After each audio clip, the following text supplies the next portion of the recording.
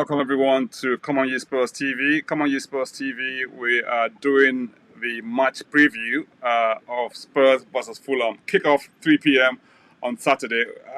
I love 3 p.m. kickoffs, because it gives everybody the Saturday buzz. I remember going to matches and seeing, being expected in the afternoon, by evening time, you're looking at the late kickoffs and thinking, okay, where do we end up at the end of the game? Right, so with me, I've got Chuma. Chuma, welcome. How are you? Oh, very, very well. Very, very well. Looking forward to the preview. Fulham, London, another London derby. This season is full of London derbies, so it's a very, very game. We'll be right back.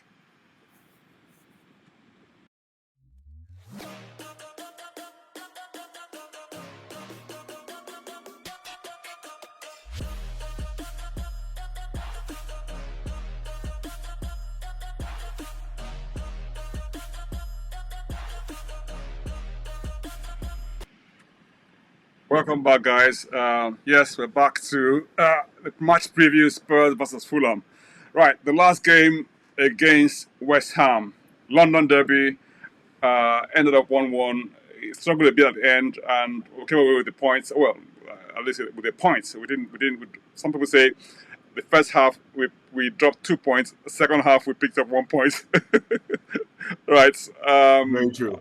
That's still rumbling on as a debate, and I thought it was a weird match because on many levels, I didn't see West Ham being such a threat, but things just picked up for them a little bit in the second half. They had moments where they were a bit scary, but even the goal we considered, maybe from our perspective, seemed like a lapse lapse in concentration on our parts, and kind of seemed fortuitous for them from that perspective. But they would look at it and say, look, okay, they had a flick pass from Antonio into the path of Suche, and then he applied the finish. But we would say that, look, Lloris had a chance to block that away from his near post, and that, from his goalkeeping perspective, maybe not so great. But hey, that's all water under the bridge.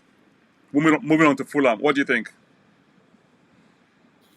Well, I think it's going to be an interesting game because so far Fulham have given a very, very good account of themselves since they came back into the league. Their coach is Marco Silva, who we remember being in the league before, making a jump to Everton, and then his reputation got tarnished a bit because he was seen as one of the new great Portuguese coaches, and he just got destroyed at Everton. Not mainly because Everton, his tactics were poor, but Everton as a team is a bit of a poison chalice as a manager nowadays, So he got burnt, and he's come back. He took Fulham up brilliantly last season, and he's been really, really, he's having a go. And his players, especially Alexander Mitrovic, who I'm so impressed with this season. I think he's such a handful for defenders. He's really up for it. At the start of the season, everyone was banding the names that would be top scorer. But at this moment in time, you're looking at Haaland, you're looking at Harry Kane, you're looking at Gabriel Jesus, and you're looking at Mitrovic. These are the 4 strikers that are doing what they are paid to do. And yeah, they have. But if you take him out of the mix, I don't see any players they've got pound for pound that we should be really frightened of.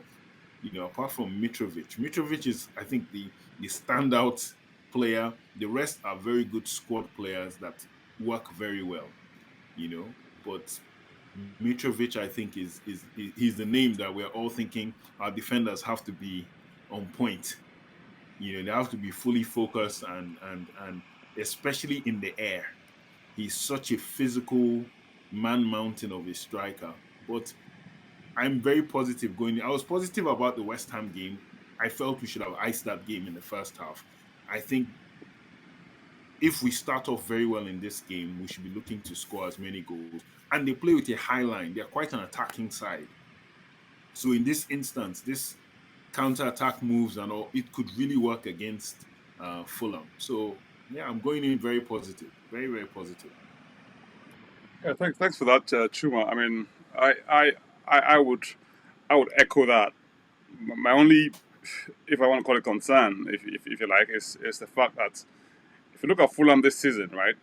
I mean, they played what? They played Liverpool, ended up drawing with Liverpool, and I actually think Liverpool were fortunate to go away with a draw because they could have nicked that match.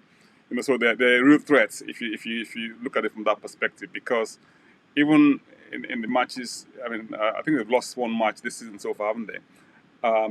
So Yes. they're not pushovers, and I found that this league there are no pushover teams at all.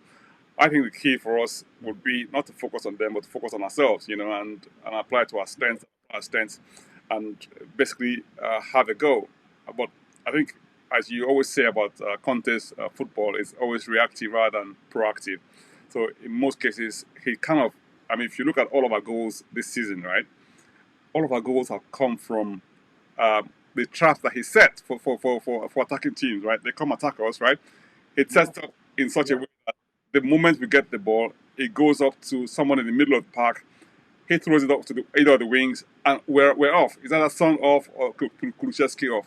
So now, um, you would have thought that it's something that a lot of teams will be able to prepare for us against with that sort of tactic, if you like. But it's it's worked time and time again so far. Now, the question is, even the top teams have found it difficult to play against us when we apply those tactics, because at the end of the day, you don't sit back and expect us to attack you. You've got to attack, So it's almost as if you know what they're going to do, but you can't stop them, Mm. So that's like we always say about Kulusevski as well. He sort of has this thing about his play that is, on the one hand, predictable, but on the other hand, unplayable.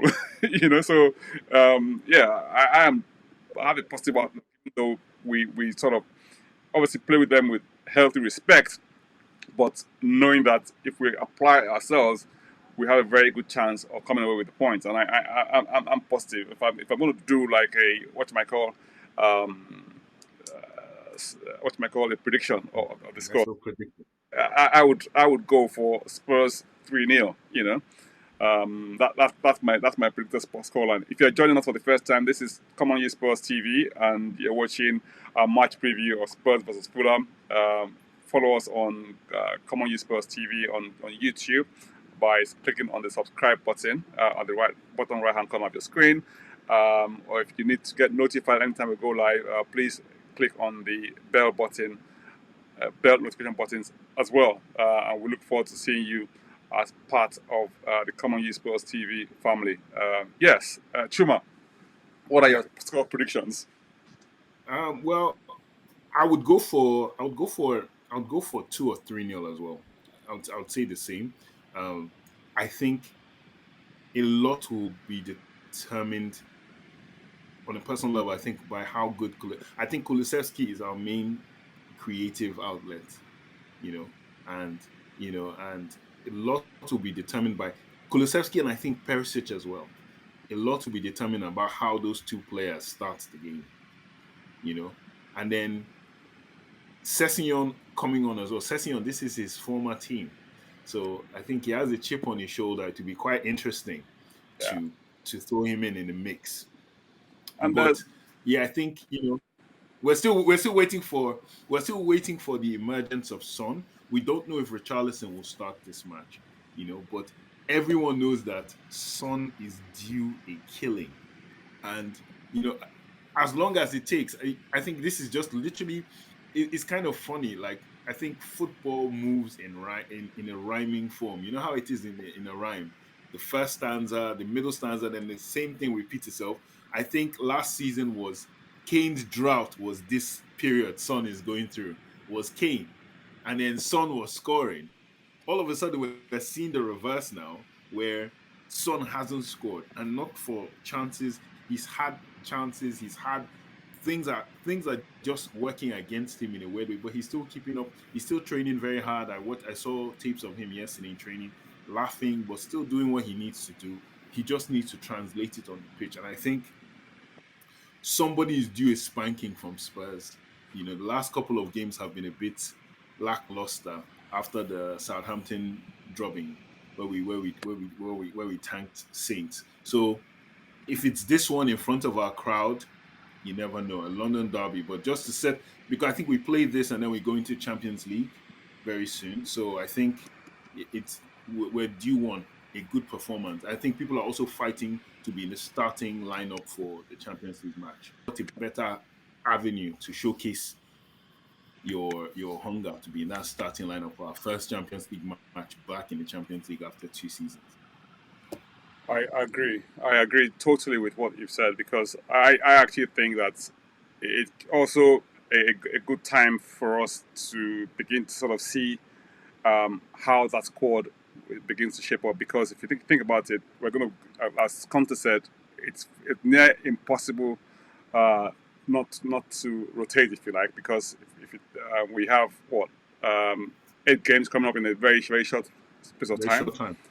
and in that time we've got league cup matches, we've got Champions League matches, we've got league matches, so all of these things would take their toll on the players, and the idea behind us is for us to ensure that we we don't we don't lose out on A, performance, and B, results. So I think we're in for a good time of you know of things to look forward to.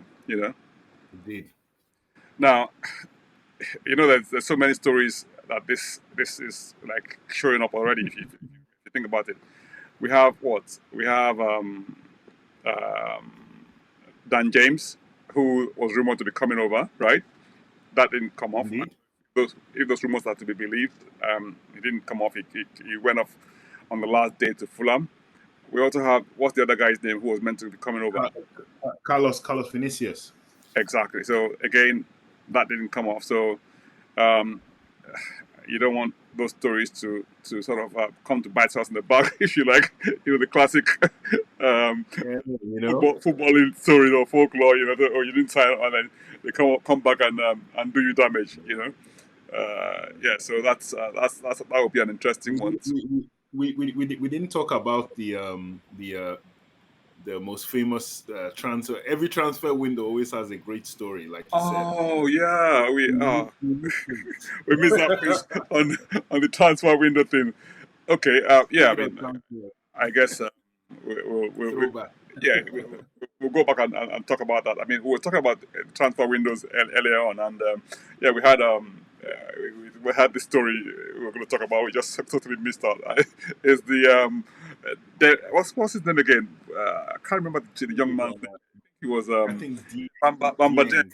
Bamba Dieng, yeah. yeah, so Dieng if it wasn't a household name before yesterday's transfer day deadline, I mean, it's such an eventful day for him.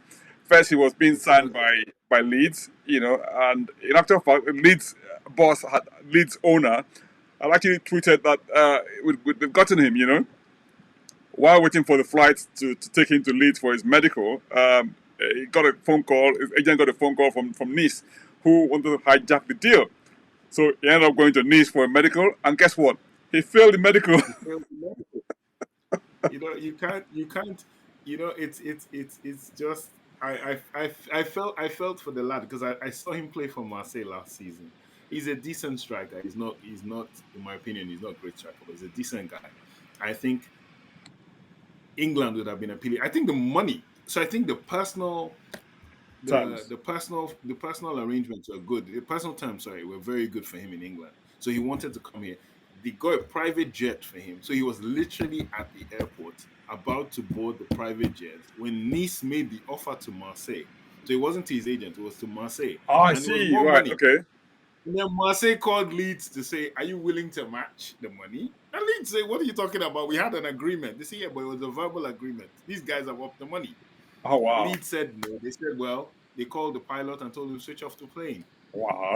and told Dieng, all right, make your way. He gets to Nice, and then lo and behold, I think it's just greed because this is Uh, what happens when it's greed. And he that, gets that's football for and he you, feels unfortunately.